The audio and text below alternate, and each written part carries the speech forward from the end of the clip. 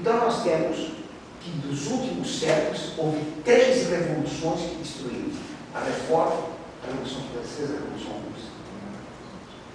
Eu sou contra tudo isso, porque tudo isso é contra a Igreja Católica.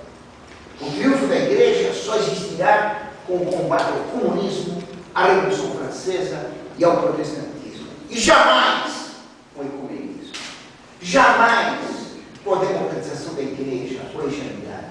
Jamais com o Pacto de Metz, que João XXIII mandou assinar de acordo com o governo soviético em 1962, prometendo que a Igreja não condenaria o revolucionismo, nem o marxismo, nem o comunismo, nem a União Soviética, coisa que Nossa Senhora fez em campo. Tudo bem aqui? Pode fazer. Cada uma dessas revoluções teve regimes de governo próprios. O Renascimento e a Reforma derrubaram o clero e deram todo o poder ao rei. Por isso, o regime que nasceu foi o absolutismo monárquico. O absolutismo monárquico, o rei passava a ser chefe, do Estado e da Igreja. O rei nomeava bispos, o rei nomeava vigários, o rei nomeava abades. Na França, o rei Luís XIV, era só nascer um príncipe da família Rohan, estava nomeado arcebispo de Estrasburgo, só por ser filho da família Rohan. Nem se perguntava, era bebê, já era arcebispo. Um absurdo, o cara estava reservado para ele. Então, isso fez com que o rei nomeasse até bispos ateus. Talleyrand era ateu, foi nomeado bispo. Ele nunca acreditou em nada. Ele recebeu todos os sacramentos, inclusive matrimônio, na igreja. O Papa Pio VII permitiu que ele, como arcebispo, se casasse com o noivinho na igreja. Quer dizer, um absurdo, compreende? Bem, então o absolutismo fazia do rei Papa. Esse regime foi intrínseco nas três revoluções? Não, só nesse período, de 17 a 89. Então o rei era chefe da religião e chefe do Estado. Está claro? Então ele dominou a religião, destruiu a religião. Tá certo? O rei fez a corte. Os nobres eram obrigados a viver junto dele sem fazer nada, apodreceu a nobreza. E aí a Revolução Francesa derrotou o rei. Luís XIV dizia: se existem fazendas na França, é porque eu tolero. Tudo é meu. Ele era o Lênin de coroa. Está claro? O Lênin coroado. O Lênin vai ser Luís XIV sem coroa. O Fidel Castro sem coroa. Daqui vai vir o regime da Revolução Francesa, que é a democracia liberal. O doce regime que nós vivemos. Que afirma que o poder vem do povo e não de Deus. Que todos são iguais politicamente. Que tem que ter liberdade de religião. Que tem direito de revolução, que a igreja é separada do Estado. A voz do povo é a voz de Deus. A igreja é separada do Estado. Isto é, o Estado não é obrigado a reconhecer a igreja católica como verdadeira. O Estado é ateu ou indiferente. E daqui vai vir o regime bolchevista, o regime comunista, o bolchevismo comunista, que é o regime da Revolução Francesa. Então, o nosso regime liberal vai produzir o comunismo. Tudo bem? Então, os regimes têm relação com isso. Senhor, essa palavra que é usada muito pelos russos, bolchevismo, advém de que essa palavra? Vem do Congresso Comunista de 1902. O Partido Comunista chamava-se, então, Partido Social Democrático, PSD, que vai dar origem ao nosso PSD aqui brasileiro, tem o Getúlio, o PSDB, etc. Está claro? Tudo bem? O Partido PSD, o PSD alemão, o Partido Social Democrático, defendia que a chegada ao comunismo devia ser paulatina, por meio de leis, mudando as estruturas. Claro? Esse regime, então, seria pouco a pouco mudado por leis, por reformas legais. Dizia Marx que, necessariamente, o capitalismo ia produzir a miséria do povo e o povo se revoltaria. Claro? ou se rebelaria. Isso não aconteceu, o povo ficou mais rico.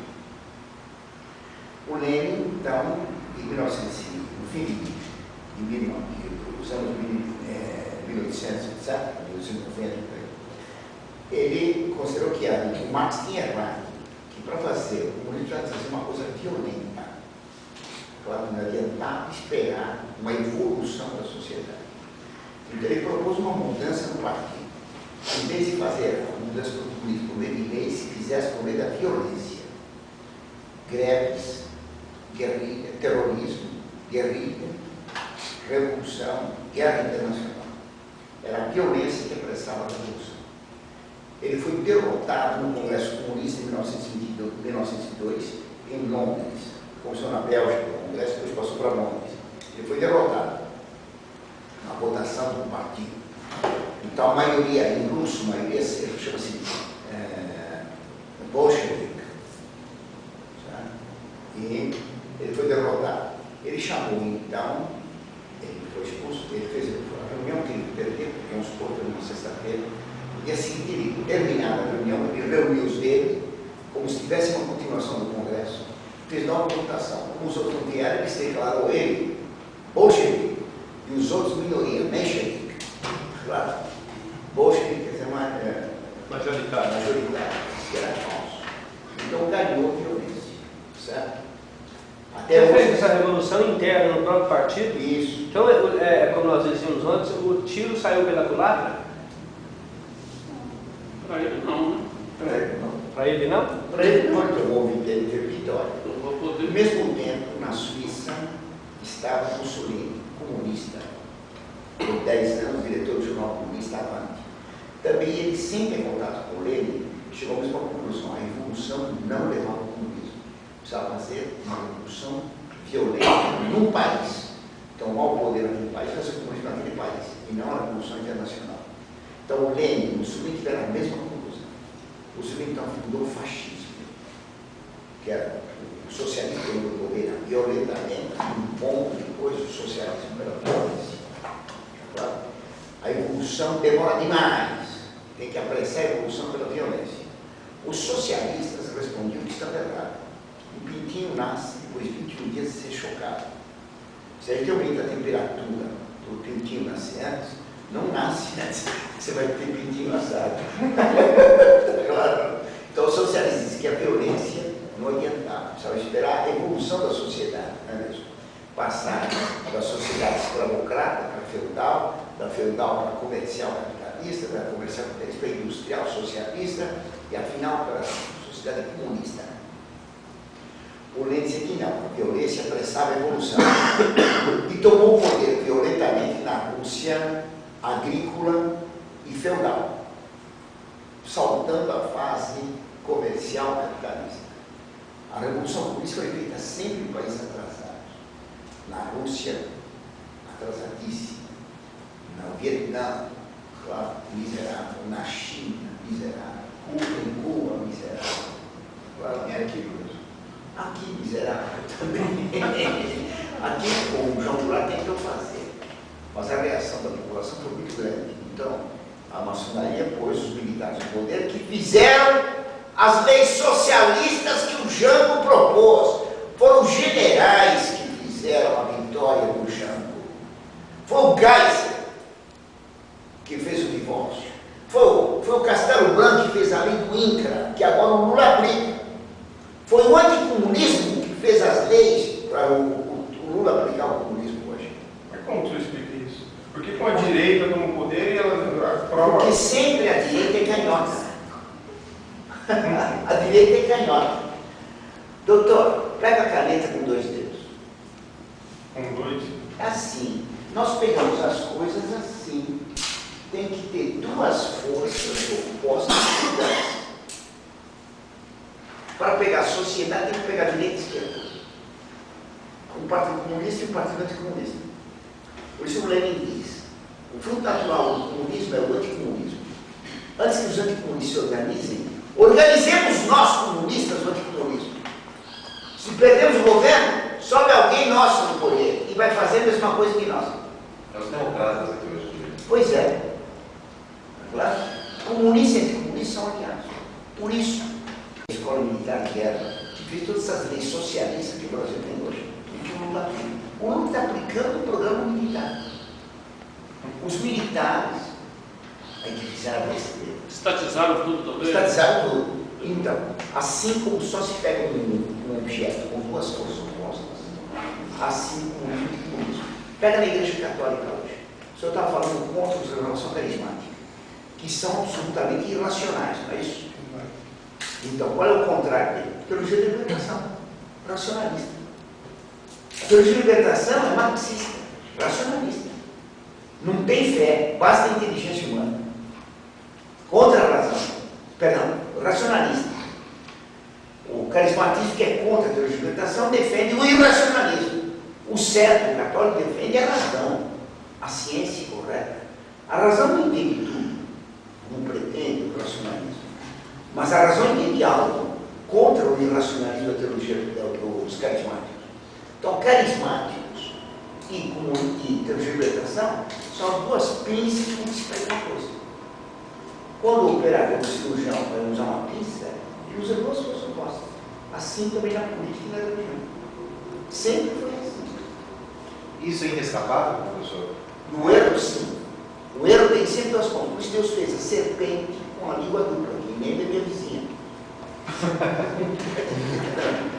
A serpente fala com duas coisas contrárias. Por isso o demônio tem dois chifres. Claro. Eu já dei o exemplo da Duna, não? Lembra? Lembra da Duna? Tudo bem? Ah, sim, já deu.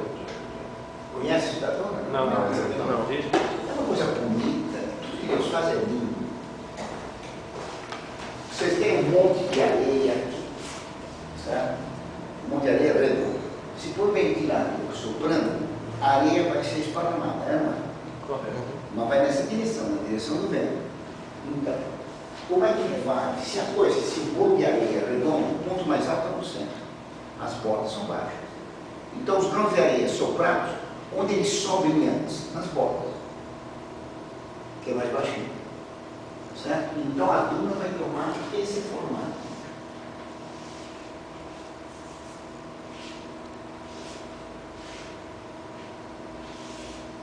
As pontas da duna andam mais depressa que o centro é mais alto, certo? Então aqui está a direita, aqui está a esquerda, partido nazista, fascista e partido comunista. Ambos vão na mesma direção, em direção à igualdade. Os moderados, os centristas, que são a maioria, vão devagar, mas vão indo. Claro, não. O que é um padre conservador? Um padre vai fazer depois da manhã o que o progressista fazia anteontem.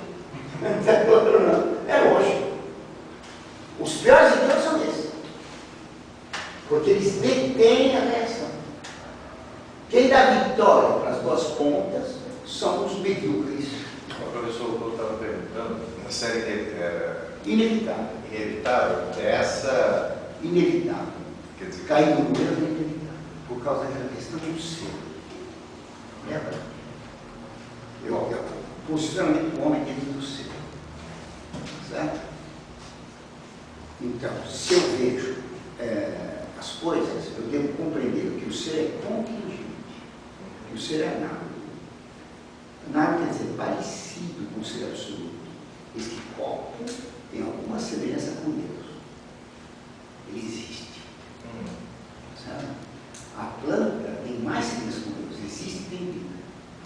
O animal tem mais semelhança, existe e tem vida e age. O homem é a imagem de Deus, tem inteligência e vontade. O anjo é mais perfeito, não tem corpo, como Deus não tem corpo. Então os seres são mais ou menos parecidos com Deus, certo? Certo. Parecido, que tem algo de igual e algo de muito bem. Se eu exagero a igualdade do ser com Deus, eu vou dizer que isso aqui é Deus. Tudo é Deus, então eu quero um mundo Deus. Se eu exagero a desigualdade, eu vou dizer que o mundo não tem nada a ver com Deus e cai na ignorância. Só desproporções. A posição pandeirista do racionalismo é a posição de nós, é tudo irracional. tá, mas acontece que eu estou falando é que nesse esquema das revoluções, no caso brasileiro, tá, é inevitável que a gente chegue ao socialismo. Claro, se for, não é inevitável no sentido que o homem é livre. Sim. Então, a história não é como, por exemplo, a química. Posso determinados elementos, eles restam daquela maneira. Aqui o homem é livre. Deus atua com a graça e o demônio atua com a tentação. Então, o comunismo diz que isso aqui é fatal. Nós sabemos que não. Porque sendo o homem livre, nós podemos reverter isso. Eu estou tentando reverter. E Deus também atua a história, né? Deus é o principal agente da história. Tirar Deus da história não se entende nada. Tira o diabo da história não se entende nada. A história é uma luta entre Deus e o demônio. Deus usando os filhos da mulher, o demônio usando os filhos da serpente. Isso que tem esse contexto. Deus organiza os bons e forma a igreja católica. O diabo organiza os homens dele, os maus, e forma o que nós chamamos vulgarmente maçonaria, e que Cristo chamou sinagoga de Satanás. A anti-igreja. João Paulo II usou o termo anti-igreja. Então existem duas religiões que se combatem na história. A igreja católica e a anti-igreja, que é a gnóstica. Os mais fracos era o panteísmo. O problema é que a igreja católica parece estar dominada por essa outra, né? Isso, eles se infiltraram, estão dominando a igreja. Então eles estão dominando o clero. Por quê? Estão dominando o Vaticano. O Vaticano. Quer dizer, o Papa no Vaticano tem muito poucas pessoas que o apoiam. Muito poucos cardeais. No mundo tem pouquíssimos bispos que o apoiam. Mas pouquíssimos. 2 ou 3 em cada país no máximo. Um Pio X, um São Pio X, novamente, estancaria pelo menos essa... Sim, então fazendo Bento XVI. Bento XVI está estancando. Aí a revolta é enorme contra ele. Professor, o que eu tenho medo que perguntei da hora para o senhor é em relação à sucessão do Bento XVI. Porque mesmo tendo tanta coisa errada dentro da igreja, os cardeais ainda apoiariam, colocariam outro tradicionalismo? Claro, não. Os cardeais, se forem examinar naturalmente, vão colocar um gnóstico lá em cima, um revolucionário, um maçom. Isso sem dúvida. O problema é que a eleição do Papa, Deus atuou muito, o demônio atuou muito. O senhor pega, por exemplo, o tempo de Leão XIII. Leão XIII era um Papa liberal. Ele nomeou todos os cardeais, menos um, no tempo Pio IX. Certo? Quando foi feita a eleição, ganhou São Paulo. Não podia ganhar. Não podia ninguém. O Pio IX governou 32 anos. Nomeou todos os cardeais. Tinha nomeado todos os cardeais. Quem ganhava no nome da linha dele. Ele fez o cardeal Pet cabelento para não ser eleito. Foi eleito exatamente o pior cardeal. Leão XIII. Joaquim Pet. Tremendamente liberal e modernista. Apoiou o governo maçônico da França, perseguiu os católicos, todo mundo, violentamente. Fez uma política péssima. Quando ele morreu, que ele fosse eleito, o cardeal, secretário de Estado dele, cardeal Rampolla, que era acusado de ser chefe da maçonaria no Vaticano. O cardeal Rampolla estava para ganhar, faltavam 2 votos. O imperador da Alemanha vetou a eleição do Rampolla. Então deu um caos. Ela poderia ter a eleição final, se levantou o cardeal de Cracóvia e pediu a palavra, e o presidente do conclave era o único cardeal que teve o nome. Cardeal, nome divertido. Orelha de São Estefano. Orelha de São Estefano. O cardeal Orelha era o presidente. Então você levantou o cardeal de Cracóvia, eu falava gaguejando. Todo mundo sabia o que ele ia dizer. Eu queria, em nome do imperador, o cardeal Orelha, fala! Fala! Eu, em nome do imperador, veto a eleição do cardeal Rampolla, o sumo pontificado. Naquele tempo tinha 4 nações que queriam vetar: Portugal, a Espanha, a França e a Áustria, os 4 países católicos. Isso era um abuso. O São Pio X acabou com isso. Atualmente, quem veta é a maçonaria. Está entendendo? Naquele tempo eram 4 nações. Então o Rampolla protestou, não em nome dele, que ele não tinha missão nenhuma, em nome da igreja proibida. Para os protestos, eles votaram o povo. Então tem que pegar um outro. Eles não sabiam quem eleger. foram os hereges americanos, o cardeal Gibbons, americanista, herege, modernista, que sugeriu a eleição de um cardeal que parecia completamente sem valor. Ele passava o tempo rezando, imagina um cardeal rezando. Passava a noite rezando. Ele sempre propriamente ou controlável. Então despejaram os votos nele. Ele recusava, chorava. Esse mesmo, até está chorando que não quer. Ele é um tolo.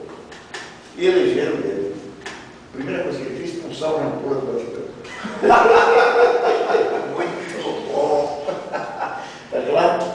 Foi assassinado. Um padre alemão. Sabia isso? Ele estava com chamaram um padre lá, que era um alemão, e que era um enfermeiro, deu uma injeção nele, diz o cardeal alemão, que ele começou a piorar. Foi a injeção foi às 5 da tarde. Ele começou a piorar gravemente e morreu. O padre desapareceu. Pio XI também morreu na 10ª. Pio XII é família, Pio XII é acusado de ter sido envenenado, que ele morreu de soluço. O senhor conhecia essa doença, doutor? Oi? Morreu de soluço. Ele não deu o último suspiro, deu o último soluço e morreu. Morreu, soluçou 4 anos, o Papa Pio XII. Então, a família dizia que era o dentista que tinha envenenado lentamente. Certo? João Paulo I morreu de uma xícara de chá, né? Peguei do Vaticano tomar chá. Eu, se fosse Papa, só ia comer pastel de feira cada dia uma vez. O Bento XVI, quando foi à Espanha, com o primeiro-ministro lá da Espanha, o Sapatilha, né? O Sapatilha lá estava muito contra ele. Então o Papa levou 4 cozinheiras do Vaticano. Bem, o Bonifácio VIII, quando foi preso pelo rei da França, depois o povo libertou, depois de 3 dias de sofrimento, passou 3 dias sem comer. Então o povo trouxe comida, vinho, ele agradeceu muito, certo? Então, santidade, coma alguma coisa. Ele tinha 84 anos, passou 3 dias sem comer. Não, mas come alguma coisa, então tá bom, então, me traga um ovo. Não consigo. Porque eu estava com veneno dele. Então, passou 15 dias chupando o ovo. Está claro? Impadir o Vaticano é explosivo. Chá. João Paulo I, você conhece o caso, né? João Paulo I, ele é um homem ingênuo, não tinha boas ideias, não. Era pelo contrário da mulher. João Paulo I brigou lá com os cardeais por causa do Banco Ambrosiano, que roubaram 40 bilhões de dólares e prejudicou o Banco do Vêneto. Ele era cardeal de Veneza. E o povo reclamava: ma eminenza, i soldi, dove sono i soldi? Ho preso i soldi nella banca del clero. Ele queria devolver i soldi. E foi reclamar no Vaticano. Brigou com o cardeal Viu aos berros. Separaram violentamente. 40 bilhões de dólares era o abismo entre eles. Tá? Foi o cardeal para Veneza. Quando voltou, o Papa morreu, Paulo VI, ele foi eleito Papa. E o Viu era secretário de Estado. Briga de novo. Depois de 15 dias de governo de João Paulo I, veio visitar o Papa o arcebispo de Leningrado, Monsenhor Nikodin, coronel da Polícia Secreta Russa. Homem piedoso. Tá claro? Veio, foi à biblioteca do Vaticano falar com o Papa, puseram uma mesa, o Papa aqui, o outro em frente, e serviram 2 xícaras de chá. Assim contou um relato, outro relato conta diferente. Então o Monsenhor Nikodin tomou a primeira gola de chá assim, se levantou muito, puf, caiu, o Papa deu a absolvição e lá despachou ele para todo mundo, não sabe se chegou a desalmar dele, no lugar dos coronéis da KGB, ou foi para o céu com a absolvição papal. Deus é que sabe, Deus tem. O Papa tinha trocado a xícara, deram a xícara do Papa para o visitante. Pode calcular o cardeal que mandou fazer aquilo lá. Ma stupido! La terza è per lui, non per l'altro! Você vai matar o visitante. 18 dias depois, acertaram a xícara. Então Os dois morreram coincidentemente, ninguém nunca... No dia 15, de 15 dias depois, o primeiro dia, 15 dias o Papa Costa morreu ali comigo. 18 dias depois, o Papa morreu com uma xícara de chá. No mesmo ano. Do mesmo ano. Ele não aprendia. Dizia o meu capitão do exército, Fernando, nós te aprende. Isso é ditado para todo. Nós temos que aprender do erro dos outros. No Vaticano, nós te aprende da xícara de chá do outro. Hoje tomou caiu, não toma mais chá. Tá claro? Hã? Que esse é um erro só e acabou também, né? Claramente. Muito bem. Podemos continuar? Bem. Vocês desculpem, eu vou ter que correr muito, só para completar isso que eu quero dizer. Nós falamos sobre o segredo de Fátima com o doutor. Cada uma desses regentes tem uma filosofia, que é uma maneira de ver o mundo. Então, a filosofia da reforma do Renascimento, do regime absolutista, é o racionalismo cartesiano.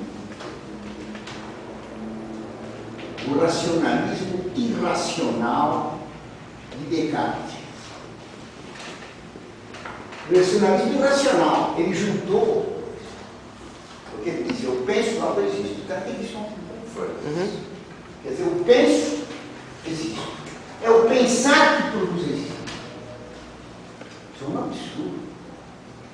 Não é porque eu conheço a carteira que ela existe. Ela existe, mas eu não conheço. Então aqui, quem pensa cria um Deus. Descartes aqui diz que o homem é Deus. Porque o pensar dele cria. Isso é racional. Descartes é racionalista, ele vai fundar toda a ciência moderna. A razão humana, dividir os problemas, pode compreender tudo. Então, pelo racionalismo, o homem compreende tudo. Quem é que compreende tudo? Deus. Quem é que cria pensando? Deus. Descartes se pronuncia Descartes, usa Descartes nos S. Então, Descartes. Descartes é racionalista e racionalista. Dele vai vir a filosofia da Revolução Francesa, do liberalismo, que é o idealismo alemão, que afirma que cada sujeito, cada um tem sua verdade. A sua verdade. Aqui, pelo racionalismo, a razão a razão conhece toda a verdade. É mentira. A minha inteligência não entende tudo. Agora aqui cada um tem sua verdade. Se eu acho que isso aqui é elefante, para mim é elefante. Eu posso montar e sair correndo por aí. Se eu achar que isso aqui é croquete de camarão, eu vou comer gostoso, não quer experimentar. Quer dizer, é um absurdo, cada um tem sua verdade. Se cada um tem sua verdade, não existe verdade. É o subjetivismo triunfante, condenado por bens existentes. Daqui vem o marxismo, que é a filosofia da Revolução Russa. Não há verdade. Como expliquei ontem, isso é um relincho. Por quê? Se isso é certo, está aí a única verdade. Se isso é falso, então isso é verdade. Claro, não tem isso que eu estou falando. Essa frase é de todo. Todo mundo pensa isso hoje. Alguém leu Marx? Alguém de vocês leu Marx? Alguém leu? O senhor leu? Tentou? Mas não conseguiu. Você leu? Graças a Deus, Deus te abençoe. Ninguém leu Marx, nem Marx. Marx dizia no fim da vida, eu não sou marxista. Vieram uma vez dois professores da Getúlio Vargas me entrevistaram. Então se disseram comunistas. O senhor leu Marx? Eu também não li. O senhor leu Marx? Sim. Leu todo? Não, no Capital. Sei. Mas leu todo o Capital? Bem. Eu li o primeiro volume, mas leu todo o primeiro volume? Bom, eu li só alguns capítulos, não leu nada. Aí dizia recentemente um moço ateu que veio em minha casa para se converter, que ele conseguiu ler na USP, lá fizeram ler o Capital, ele conseguiu ler 17 páginas. É uma carteira só. O troço é um tojo. É? O troço é um tojo. É um tojo mesmo. O troço é um tojo para ler. Eu fiz economia, a gente é direito. Tojo. Já falei tudo. Em tojo. Enjoado. Enjoado. Já. Ah, em tojo, se fala? É, tojo. não conhecia isso. Deve ser mineiro, um João Mineiro. Bem, ninguém leu nada disso, ninguém leu Schelling, ninguém leu Kant. A pessoa tem umas leiturazinhas assim por cima, mais nada. Ninguém vai ler Kant hoje. Por que o povo pensa assim? Porque a filosofia é lida só por poucos. Para passar a filosofia para o povo, como se faz? Pela arte. A arte passa a filosofia para o povo. Claro? Então, a arte aqui, que fez isso aqui, a arte aqui é o que é arte. Uma escola de arte é uma filosofia posta num sistema de símbolos. Isso que é arte. Eu vou repetir, para vocês entenderem.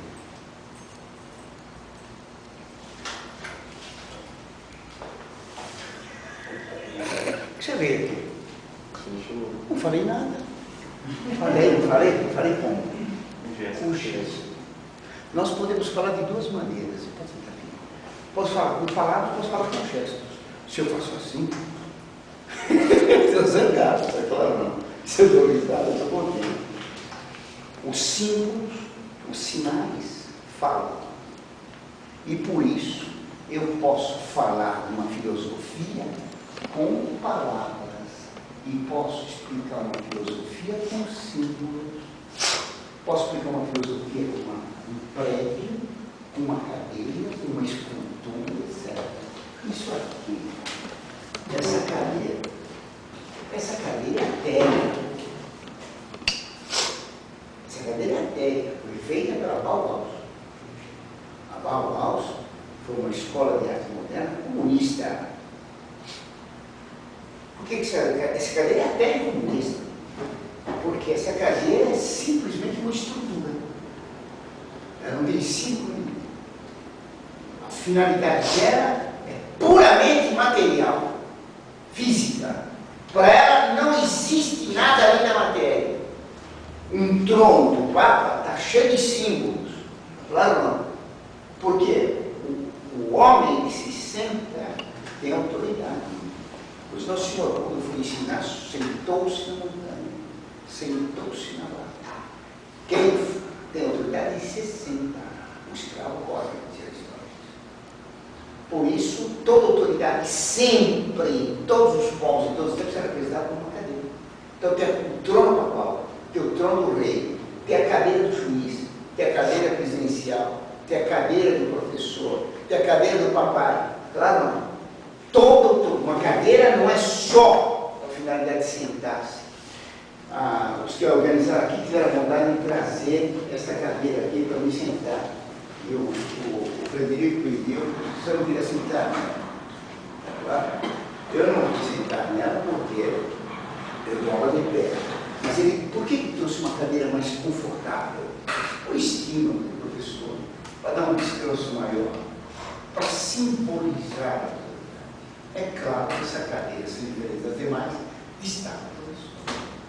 Eu só não usei, porque estamos de comunidade de dar aula, que é a idade que exige que o professor esteja perto do aluno, sabe? Para poder, mas se fosse uma aula de autoridade, eu tinha que sentar na cadeira. Eu estou dando uma aula puramente de. Por isso que o professor é catedrático. É uma catedral. O bispo tem a catedral, e tem a catedral, o lado tem a catedral. Então, a arte fala. Tem um padre do Paraná, padre Osso, tem um padre do Paraná, deve ser um alemão, ó que cabeça, hein? Olha que interessante. Ele fez uma tese, eu mandei pedir lá no Paraná, mostrando como a filosofia de Hegel é toda ela transposição das sinfonias de Beethoven. Claro? Genial. Porque o Beethoven dizia, há mais filosofia numa sinfonia minha do que num tratado de metafísica. Óbvio. Há uma explicação da Quinta Sinfonia, feita pelo maestro Paul Reuter, outro alemão. A Alemanha que terrível. Quando a Alemanha não pensa, está guerreando.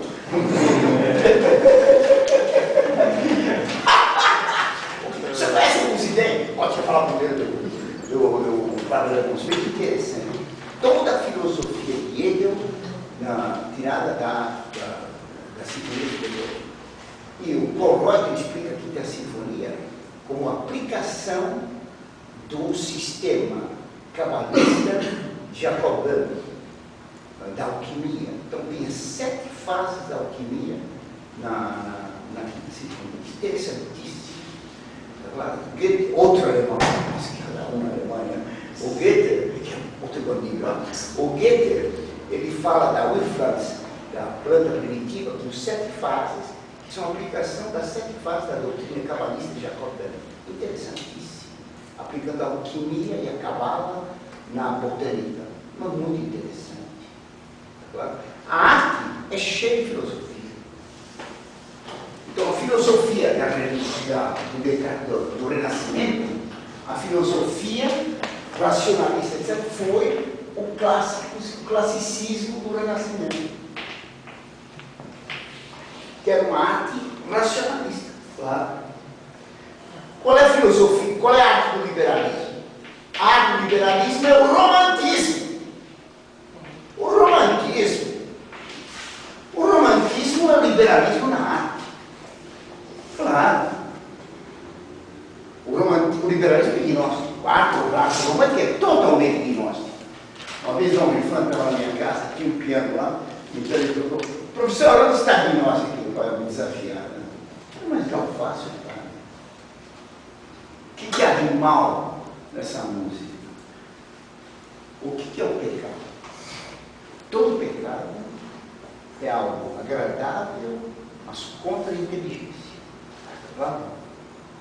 Todo pecado é um agrado irracional. O bêbado, ele tem agrado na bebida. Claro?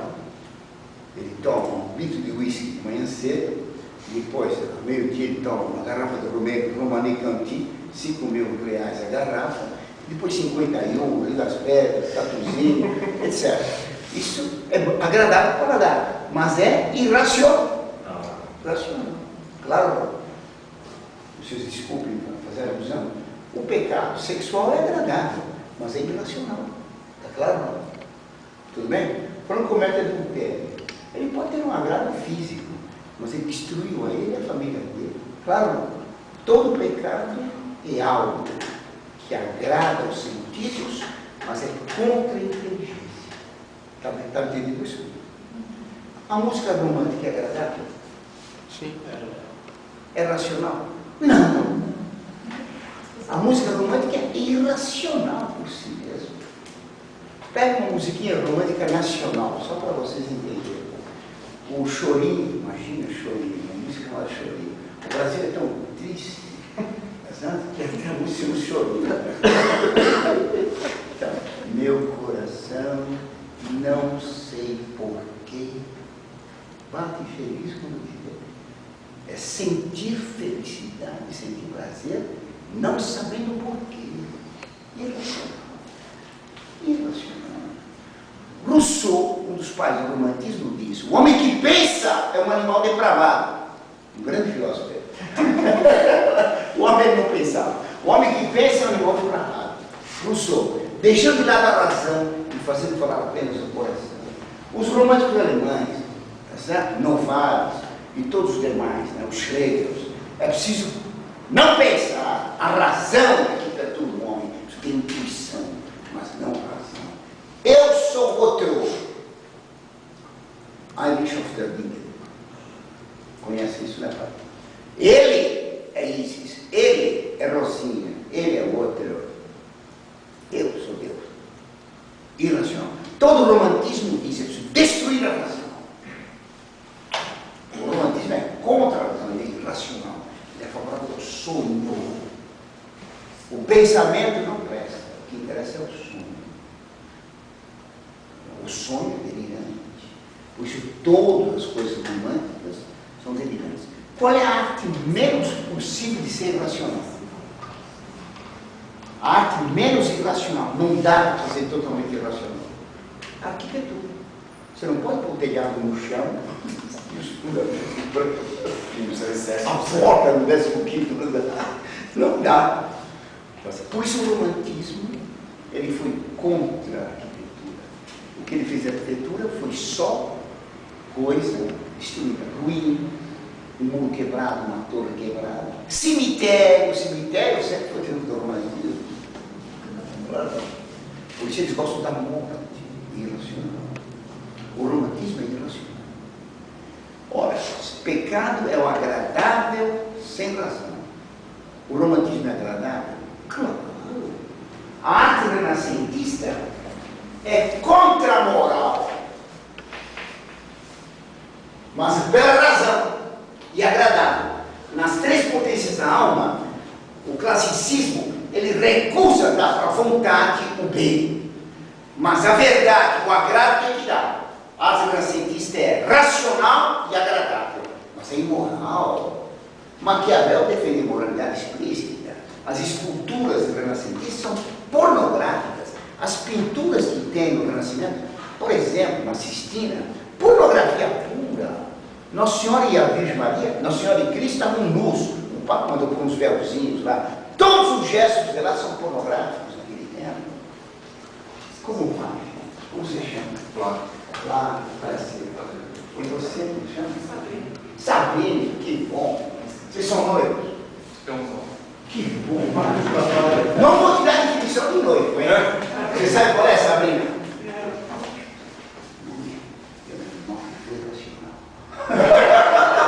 Se fosse em casa, tem que pegar a graça. Depois eu falei, você viu, Sabrina? Por isso, por um momento, ela ficou furiosa. Ela não entendeu a piada. É uma brincadeira. Eu sou casado. Fui racional, casei, fiquei bem racional. Sabe? Em casa, como os italianos, em casa il padrone sono io, ma chi comanda é minha moglie. Deus sabe fazer extremamente as coisas. O homem tem autoridade, a mulher tem influência.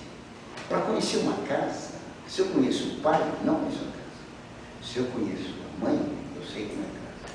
Ela que fala em todo o ambiente. Porque a mãe gera o filho em 9 meses e 30 anos.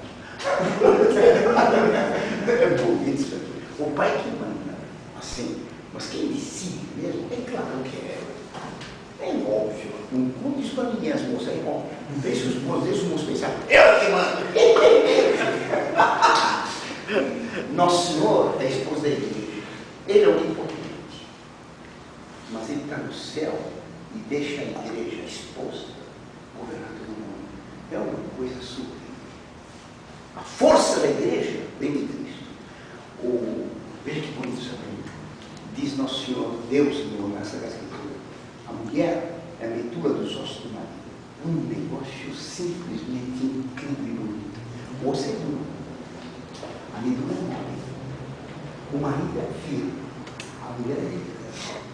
O que acontece quando a medula vai diminuindo e na velhice os ossos ficam praticamente secos? Ele fica como? Frágil. Quem dá força para os ossos então? É o mole da medula. Tá certo? E a escritura diz bem, a medula é a esposa é a medula dos ossos do marido. Muito bom. Por isso que quando morre a mulher, o homem morre rápido. Há poucos minutos. A viúva não. O ruim não morre. Mas o ruim não quebra. Mas a verdade é essa. O homem não consegue. O viúvo é difícil. A mulher é mais difícil. Porque a medula que dá força para o marido. Olha que coisa linda. É o fraco que dá força para o outro. Uma beleza.